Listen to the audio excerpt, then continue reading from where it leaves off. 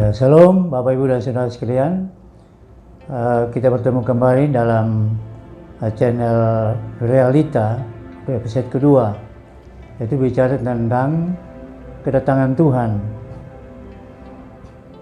Kali ini saya akan jelaskan bahwa tidak menutup kemungkinan tahun 2029 kedatangan Tuhan Yesus pada kali yang kedua. Untuk jelasnya kita akan dengarkan firman Tuhan. Ya. Bapak Ibu dan Saudara sekalian, mengenai kedatangan Tuhan, Kristus sendiri mengatakan sampai 7 kali di dalam kitab Wahyu. Di Wahyu 2 ayat 16, Wahyu 3 ayat 3 dan 13, dan juga Wahyu 16 ayat 15, dan Wahyu 22 ayat yang ke 7, 12, dan 20. Ya. Itu Yesus sendiri yang memberikan peringatan sampai 7 kali. Batu serius, Yesus pasti datang. Ya. Nah, dan sekarang menjadi pertanyaan seperti episode yang lalu, saya sudah dijelaskan di situ. Kalau sudah ikuti episode pertama, di situ ada gambaran bagaimana kedatangan Tuhan. Ya, yaitu kedatangan Tuhan pada pertama sebagai manusia untuk menyelesaikan karya penyelamatannya. Dia lahir melalui perawan Maria, kemudian melaksanakan misi penginjilannya dalam Lukas 4 ayat 16-19. Kemudian setelah itu dia mengalami penganiayaan, menderita, mati di kayu salib, dan dia bangkit kembali naik ke surga. Berarti dia sudah menyelesaikan karya penyelamatannya di bumi selama 3 tahun, dan dia sudah naik ke surga.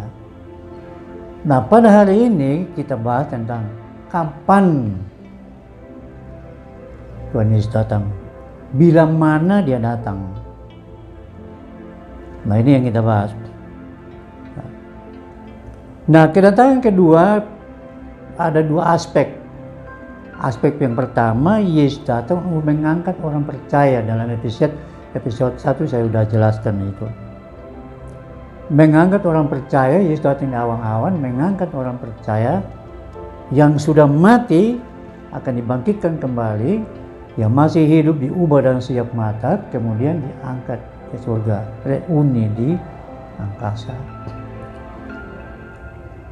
Nah, setelah kita diangkat, kemana kita? Yaitu ke surga, di angkasa. Kita di situ menghadap kursi pengadilan Kristus di angkasa, yaitu 2 Korintus 5 ayat 10. Nah, setelah itu pengadilan Kristus di surga ini adalah bukan hukuman, tapi mendapat upah. Kita akan mendapat upah. Ada 5 mahkota kehidupan bagi orang yang tahan dalam penderitaan, aniaya. Mahkota kebenaran orang yang menanti-nantikan Tuhan, 2 Timotius 4 ayat 8. Kemudian mahkota abadi, 1 Korintus 9 ayat 25. Mahkota kemegahan, yaitu 1 Tesalonika 2 ayat 19. Dan mahkota kemuliaan bagi gembala yang setia, yaitu 1 Petrus 5 ayat 4. Jadi pengadilan Kristus di surga itu untuk mendapat upah, bukan penghukuman. Itu bedanya. Nah, setelah kita di angkasa ini, kemudian dari penghakiman dibawa kemana? Saya singkat saja bahwa setelah pengadilan Kristus di surga, kita diundang ke pesta perjamuan kawin anak domba, yaitu dalam Wahyu 19 ayat 7-9. Yaitu kita sebagai mempelai wanita, Kristus sebagai mempelai laki-laki. Nah, di situ kita bersama-sama dengan Kristus. Nah, setelah 7 tahun masuk dia aniaya, yaitu orang-orang yang tidak terangkat setelah 7 tahun, Kristus sebagai mempelai laki-laki dan kita sebagai mempelai wanita akan turun dari surga mengendarai kuda putih dan jubah, dan lalu datang bersama-sama dengan Kristus turun dari surga untuk berperang melawan pemerintahan antikristus. Wahyu 19 ayat 11 sampai 21. Nah, setelah pemusnahan pemerintahan antikristus, Yesus mendirikan penghakiman orang percaya di bumi, yaitu Matius 25 ayat 31 sampai 46. Itu penghakiman orang yang masih hidup di bumi. Nah, itu penghakiman itu memisahkan domba dan kambing. Kambing di sebelah kiri, domba di sebelah kanan. Nah, setelah penghakiman orang hidup di dalam kerajaan 1000 tahun ini, setelah Yesus mendirikan kerajaan 1000 tahun, di dalam kerajaan 1000 tahun ini, yaitu Wahyu 20 ayat 4 dan 6, itu penghakiman orang yang masih hidup. Dan kita masuk ke dalam kerajaan 1000 tahun. Wahyu 20 ayat 4 dan 6. Nah, setelah kerajaan 1000 tahun ini kemana kita? Yang menjadi pertanyaan. Setelah kerajaan 1000 tahun ini, pada waktu kerajaan 1000 tahun, iblis dibelenggu. Wahyu 20 ayat 1 sampai 3. Tapi setelah kerajaan 1000 tahun, iblis dilepaskan. Iblis dilepaskan untuk mempengaruhi pemimpin-pemimpin di dunia ini untuk menyerang Yerusalem, umat pilihan Allah, di kota Yerusalem sekarang. Nah, itu yang dikatakan perang Gog Magog itu. Itu dari Rusia, Gog Magog itu dari Rusia Utara menyerang seluruh dunia, menyerang. Tapi Alkitab mengatakan Yesus akan memusnahkan mereka dalam 1 jam. Wahyu 17, Wahyu 18 itu katakan bahwa Tuhan akan memusnahkan dalam waktu 1 jam. Itu. Nah, setelah kerajaan 1000 tahun itu, nah, terjadi perang Gog Magog, itu langit dan bumi dimusnahkan. Tapi sebelum langit dan bumi dimusnahkan, itu orang-orang yang sudah mati di luar Kristus akan dibangkitkan kembali untuk menghadap kursi pengadilan tahta putih. Wahyu 20 ayat 11 sampai 15. Itu penghakiman tahta putih untuk orang-orang yang tidak percaya Yesus, orang-orang murtad, orang-orang yang tidak bertobat, orang yang tidak mati, yang sudah mati bangkit dan menghadap kursi pengadilan Kristus. Nah, setelah kursi pengadilan Kristus ini, itu langit bumi dimusnahkan, kemudian langit baru dan bumi baru turun dari surga yang penuh kemuliaan. Dan di situ turun kota Yerusalem baru, itu kekal. Kerajaan Allah dalam manifestasi akan datang. Itulah kerajaan Allah yang kekal, Yerusalem baru. Dan itu tujuan utama daripada orang Kristen. Itu fokusnya. Jadi bukan tujuan utama kita makan, minum, kemudian kaya, tapi fokus kita, tujuan utamanya Yerusalem baru itu yang penuh kemuliaan. Nah, Bapak, Ibu, dan saudara sekalian yang dikasihi Tuhan, ini kita masuk kepada hal yang penting yang perlu kita tahu sekarang. Mungkinkah Yesus datang pada tahun 2029? Saya katakan tidak menutup kemungkinan Yesus datang pada kali yang kedua tahun 2029. Tidak menutup kemungkinan.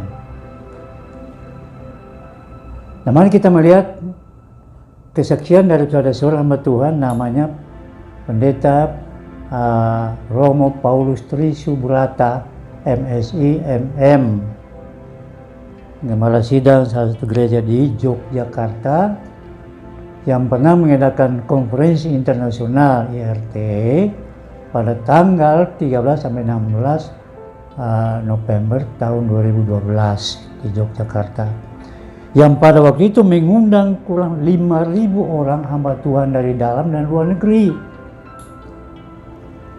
Dan waktu itu saya kebetulan baru habis pulang dari Yerusalem, saya waktu di Ampalodi, kemudian ke sana mengikuti seminar itu. Dan di seminar itu dipaparkan,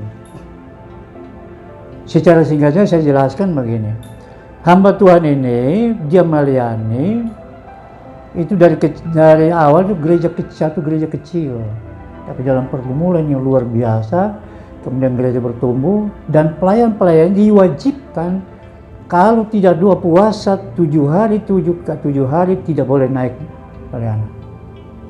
Bahkan diwajibkan untuk 2 puasa 7 hari 3 kali 3 hari 7 hari 21 hari. Bahkan 40 hari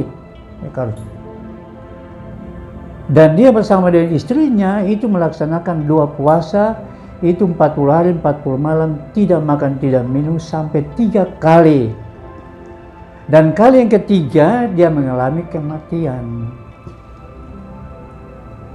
Dan dalam kematian itu, dalam menurut kesaksiannya, rohnya dibawa ke surga, ke Dewan Musyawarah Allah. Dewan Musyawarah Allah. Di surga ada Dewan Musyawarah Allah. Kalau di bumi ini ada DPR, MPR. Di surga ada Dewan Musyawarah. Saudara bisa baca dalam ayat pasal 1, ayat pasal 2, kemudian Yeremia 23, kemudian dalam 1 Raja-Raja 22. Di situ ada Dewan Musyawarah Allah. Itu ada. Nah, di Dewan Musyawarah Allah itu Tuhan singkapkan tentang rahasia wahyu. Dari Wahyu pasal 1 sampai Wahyu 22. Kan dia gumuli kitab Wahyu selama 13 tahun dan dia gumuli kitab Wahyu dan Tuhan singkapkan tentang rahasia tentang kedatangan Tuhan. Urutannya begini, pertama dikatakan bahwa tahun 2015 sampai 2022 adalah masa penuaian yang besar, penuaian jiwa-jiwa, banyak orang akan bertobat dan percaya Yesus. Tapi disertai dengan goncangan-goncangan. Dan ternyata sekarang ini tahun 2020 itu benar-benar sekarang goncangan terjadi dengan virus corona ini menggoncang seluruh dunia. Dan gereja semua tiarap, tidak berani melakukan ibadah. Nah, yang berikutnya dikatakan 2022 sampai 2024 gereja bersatu secara organisme, bukan secara organisasi. Artinya apa? Gereja mengalami masa sukar sulit, kelaparan, kemudian goncang yang begitu luar biasa sehingga gereja di seluruh dunia terpaksa harus berdoa, berjaga-jaga menanti kedatangan Tuhan. Nah, kemudian tahun 2024 sampai 2025 itu Israel, umat pilihan Allah akan bersatu dengan gereja Tuhan di seluruh dunia. Percaya Yesus sebagai Tuhan dan Juru Selamat dunia. Yesus adalah Allah yang benar dan hidup kekal. Itu sekali lagi saya katakan itu bersatu secara organisme. Dan orang Kristen, orang pilihan Allah umat Israel pada waktu itu jangka sisanya akan bertobat percaya Yesus sebagai Tuhan dan Juru Selamat. Dan sekarang kita melihat tanda-tanda itu mulai semakin nyata. Israel sudah bersatu menjadi satu negara dan sekarang dari orang Yahudi berbagai negara sekarang kembali ke Yerusalem. Hanya tinggal satu, yaitu pembangunan kembali Bait Suci. Tinggal satu, tunggu komando Tuhan. Nah, yang berikutnya dikatakan pada tahun 2025 itu kita sudah masuk dalam masa sukar sulit yang lebih parah lagi. Nah, sampai tahun 2009, 3,5 tahun terakhir, pertengahan tahun 2009 dikatakan Kristus datang pada kali yang kedua, aspek yang kedua, tahap yang kedua. Itu menginjakan kaki di Yerusalem, di bukit Zaitun Yerusalem. Dengan kemegahannya, dengan mempelai wanitanya itu umat pilihan Allah, Kristus. Dan di situ kedatangan Tuhan pada kali yang kedua. Dan dia katakan bahwa tahun 2029 itu juga terjadilah perang Harmagedon. Itu perang terakhir. Itu perang yang dahsyat di Megiddo, 200 juta tentara yang terlibat dalam pertempuran itu. Nah, jadi dalam ini ada faktanya, nanti bukunya itu saya tulis juga mengenai masalah makalah yang tempat ini. Saya sudah tulis. Nanti kalau saudara mau ingin tahu lebih jelas, nanti ini saya berikan pada saudara. Atau mau lihat bukunya, yang belum dapat buku, ada bukunya. Kita tulis tentang kitab Wahyu, tafsir mulai dari Wahyu 1 sampai Wahyu 22 itu ada. Nah, itu Bapak Ibu yang sekalian mengenai kedatangan Tuhan pada kali yang kedua yang diperkirakan atau tidak menutup kemungkinan pada tahun 2029. Kenapa saya bilang tidak menutup kemungkinan terjadi? Karena menurut agenda PB sesuai dengan di media sosial bahwa tahun 2030 New World Order, satu sistem pemerintahan di dunia, satu sistem ekonomi, satu sistem politik, satu sistem agama, anam antikristus. Sekarang ini sudah mulai nyata. Polisi tentara turun mengamankan gereja, tempat ibadah, tidak boleh ibadah. Ini tanda-tanda awal yang menurut ke depan ini akan terjadi lebih dahsyat lagi.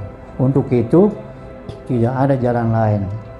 Bapak Ibu dan saudara-saudara sekalian jemaat Tuhan, gereja-gereja di mana saja berada, pakai waktu yang ada ini untuk kita bertobat dengan sungguh-sungguh, berjaga-jaga tiap 3 jam sekali duduk di kaki Tuhan, berdoa memuji menyembah Allah, Sabtu doa puasa, Minggu doa semalam suntuk. Itu Tuhan ingatkan saya pada tahun 2002 sampai sekarang ini, sudah 20 tahun. Untuk itu Tuhan ingatkan, bukan hanya untuk saya saja, tapi untuk keluarga, untuk jemaat, untuk gereja-gereja, untuk berjaga-jaga. Waktu kedatangan Tuhan sudah sangat dekat. Itulah pesan Tuhan yang saya sampaikan melalui episode ini. Kiranya saudara bisa menyimak, kemudian bisa menimbang, saudara bisa mengambil kesimpulan apakah benar apa tidak, saudara sendiri akan bergumul. Tugasnya kita berjaga-jaga. Nah itu Bapak Ibu sekalian, episode ini secara singkat saya kemukakan ini. Lebih kurangnya saya minta maaf dan saya minta koreksi kalau mungkin ada ini. Saran, masukan silakan, atau ada yang bertanya silakan bertanya. Karena waktunya sehingga kita sampai di sini. Akhirnya Tuhan Yesus memberkati Bapak Ibu dan Saudara sampai pada episode yang berikutnya. Tuhan Yesus memberkati.